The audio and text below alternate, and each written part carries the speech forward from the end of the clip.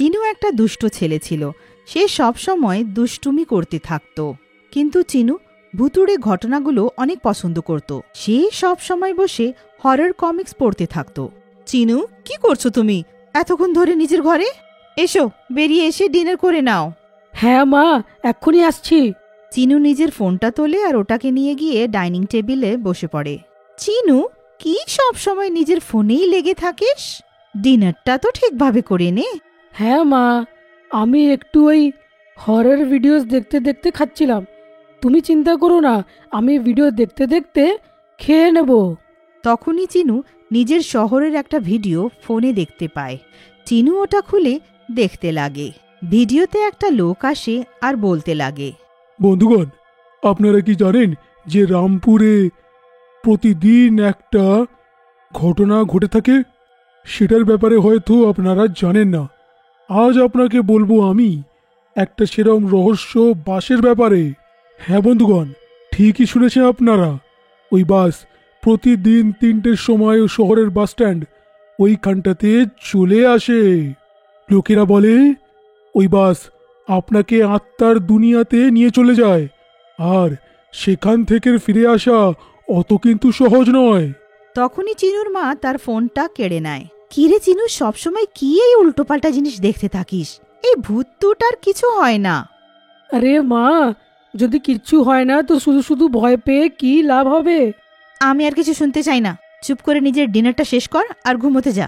সকালে স্কুলেও তো যেতে হবে। তখনই চিনুর পাশের ঘর থেকে তার বেস্ট ফ্রেন্ড রাজু তার সাথে দেখা করতে আসে। কি হলো আন্টি? চিনু আবার কি করলো? কি রে চিনু, তুই আবার কি ঘটালি? আরে রাজু, কিচ্ছু নয়। আচ্ছা, তুই এত রাতে আমার বাড়ি কেন এসছিস? আরে চিনু, আমি তোর কাছ থেকে নিজের ম্যাথসের খাতাটা নিতে এসেছিলাম এখানে, কালকে স্কুলের জন্যে। ও হ্যাঁ হ্যাঁ হ্যাঁ, ওটা আমার রুমে আছে। আয়, তোকে দিয়ে দিই। আচ্ছা রাজু, আমার কাছে না একটা প্ল্যান আছে। কি? আরে রাজু, তুই তো ভালো করেই জানিস যে আমার হরর অ্যাডভেঞ্চার দেখতে খুব ভালো লাগে রে ভাই। আর একবার লাইফে আমি এই জিনিসটা ভালো মতন এক্সপিরিয়েন্স তো করতেই চাই। আরে চিনু, তুই আবার ওইসব নিয়ে কথা বলছিস? হ্যাঁ রাজু, আমি একবার তো এটা দেখতেই চাই যে আমার মনের ভুল না এটা সত্যিকারের। আর তাই জন্য এইবার আমার আইডিয়াটা একদম ব্যাপক হবে। আর সেটা কি? চুপ করে রাতের অন্ধকারে স্কুলের ভেতরে ঢোকা আর 1 সপ্তাহ পানিশমেন্ট খাওয়া। দেখ চিনু, এবার কিন্তু আমি তোর সাথে নেই। আরে না রে রাজু, তুই ওই রহস্য বাসের ব্যাপারে শুনেছিস তাই তো? কি? ওই বাস যার ব্যাপারে লোকেরা বলেছে ওটা রাত্রি 3টের সময় আসে? হ্যাঁ হ্যাঁ, ওই বাস। আর আমি সব জেনে গেছি। আর আজ 3টের সময় ওটা আমি খোঁজ করতে নিশ্চয়ই যাব। তোর মাথা খারাপ হয়ে গেছে নাকি রে? তোকে কোথাও যেতে দেব না আমি। আর যদি তুই যাস, আমি তোর মাকে সব বলে দেব। আরে চিনু, তুই বুঝিস না কেন? এসবে অনেক বিপদ আছে রে। দেখ রাজু, তুই যদি আসবি তো আয়, আর যদি আসবি না চুপচাপ বাড়িতে বস। প্ল্যান ফ্লপ করিস না, তোর আমার বন্ধুত্বর দিব্যি। দিব্যি শুনে রাজু চুপ করে যায় আর রেগে নিজের বাড়ি ফিরে যায়। কিছুক্ষণে চিনুর ঘরে সবাই ঘুমিয়ে পড়ে আর চিনু 3টে বাজার অপেক্ষা করতে লাগে। যেই ঘড়িতে 2:30 বাজে, চিনু আস্তে করে নিজের বেড থেকে নেমে একটা ব্যাগে সব জিনিসপত্র রেখে নিজের ঘরের জানলা থেকে বাইরে চলে আসে। আজ আমি এই বাসের ব্যাপারে সব কিছু জেনেই বাড়ি আসবো।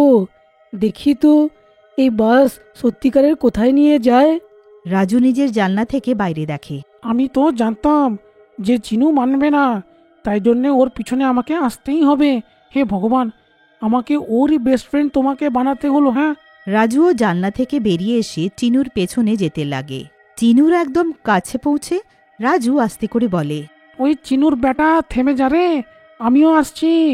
আমি তো সবই জানতাম যে তুই আসবি, কিন্তু ভিতুরাম, তোর মধ্যে আবার এত সাহস হঠাৎ করে এলো কি করে? বেশি ভাট বকিস না, আর কথা দে আমরা সঙ্গে সঙ্গে বাস স্ট্যান্ড থেকে বাড়ি ফিরে আসব। বেশিক্ষণ কিন্তু আমরা ওখানে থাকবো না। আর আমি তো এটা জানি, কোনো বাস ওইখানে আসেই না। হ্যাঁ হ্যাঁ, ঠিক আছে ঠিক আছে, এবার শিগগিরই চল। আমাদের 3টে বাজার আগে বাস স্টপে যেতে হবে। দুজনে বাস স্টপে পৌঁছয়। ওখানে পৌঁছে তারা দেখে যে সেটা নির্জন আর অন্ধকার আছে। চারিদিকে শুধু একটা স্ট্রিট ল্যাম্পের আলো দেখা যাচ্ছিল। ওরা যখন যেতে লাগে তখনই একটা হর্নের আওয়াজ শুনতে পায়। হর্নের সাথে একটা নম্র আওয়াজও শোনা যায়। টিকিট টিকিট টিকিট, বলো কোথায় যাবে, টিকিট টিকিট টিকিট। দুজনে ঘুরে দেখে যে বাস স্টপের ঠিক সামনে একটা বাস দাঁড়িয়ে আছে। শুধু তাই নয়, দূর থেকে দেখে মনে হচ্ছিল যেন বাসে অনেক ভিড় আছে। চিনু অনেক খুশি হয়ে যায়। ইয়ে, ফাইনালি আমি রহস্য বাসটা পেয়েই গেলাম। চল রাজু, শিগগিরই ভিতরে যাই। কিন্তু রাজু চিনুর হাত ধরে নেয়। না চিনু, কথা দিয়েছিলিস তুই বাস স্টপ থেকে বাস দেখে বাড়ি ফিরত আসবি।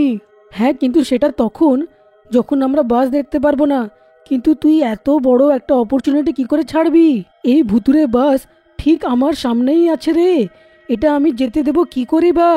রাজু চিনুকে বারণ করতে থাকে। তখনই বাসের হর্নটা বাজে, যেন ওটা এবার চলে যাচ্ছে। চিনু নিজের হাতটা ছাড়িয়ে ছুটে গিয়ে বাসে উঠে যায়। আর ভয়ে রাজু কিছু বলে না। বাসে উঠে চিনু দেখে যে তার সামনে সিটে অনেকগুলো আত্মা বসে আছে, আর সবাই চিনুর দিকে তাকিয়েছিল। চিনু চুপ করে গিয়ে পেছনে একটা খালি সিটে বসে যায়। তখনইও দেখে যে তার ঠিক পাশের সিটে একটা ছোট মেয়ে বসে আছে। সে চিনুর দিকে তাকিয়ে কিছু বলে। তার ভয়াবহ হাসি দেখে চিনু অন্যদিকে মুখটা ঘুরিয়ে নেয়। আবার যখন ঘুরে দেখে তো সেই মেয়েটা গায়েব হয়ে যায়। আমি তো এসব কিচ্ছুই বুঝতে পারছি না। এটা কি স্বপ্ন না এটা সত্যি? আমি তো বিশ্বাসই করতে পারছি না। তখনই বাসটা এগোতে লাগে। প্রতি সেকেন্ড বাসের গতিটা বাড়তেই লাগে। আর হঠাৎ চারিদিকে ঘন অন্ধকার হয়ে যায়। এটা একটা সুড়ঙ্গের মতো থাকে। অন্ধকারে চিনু ভয় পায়, আর বাসের গতি অনেক দ্রুত হওয়ার কারণে সে ভয়ে নিজের চোখ বন্ধ করে নেয়। তখনই বাসটা থামে। চারিদিকে নীরবতা থাকে। চিনু নিজের চোখ খোলে। সে জানলার বাইরে দেখে আর দেখে অবাক হয়ে যায়। জানলার বাইরে একটা আলাদা জগৎ ছিল, আর দেখে মনে হচ্ছিল সেই জগৎটা ধ্বংস হয়ে গেছে। কয়েক জায়গায় আগুন জ্বলছিল আর ধুঁয়ো উঠছিল। চিনু বাস থেকে নেমে যায় আর কিছু দূরে হেঁটে যায়। তখনই সে রক্ত দেখতে পায়। রক্তটা একটু দূরে পড়ে থাকা একটা জানোয়ারের শরীর থেকে বেরোচ্ছিল, যেটাকে একটা মানুষের মতো দেখতে শয়তান চিবিয়ে চিবিয়ে খাচ্ছিল। এটা সত্যি একটা আত্মা আর পিশাচের জগৎ ছিল। এই ভয়ঙ্কর দৃশ্য দেখে চিনুর পা কাঁপতে লাগে, আর সে চিৎকার করে। সেই শয়তানটা চিনুর দিকে তাকায়। চিনু ছুটে বাসের দিকে যায়। সে ঘুরে দেখে যে সেই শয়তানটা তার পিছু করছিল। চিনু চোখ বন্ধ করে ছুটে যায় আর বাসে উঠে সব থেকে পেছনের সিটে গিয়ে বসে পড়ে। তখনই বাসটা চলতে লাগে, আবার সেই দ্রুত গতিতে। আর একবার সুড়ঙ্গ আসে আর বাসটা থেমে যায়। চিনু সাহস করে উঠে বাইরে দেখে। বাইরে দেখার পর চিনু ত্রাণ পায়। বাইরে সেই বাস স্টপটা ছিল যেখান থেকে সে উঠেছিল। ও তাড়াতাড়ি বাস থেকে নেমে যায়।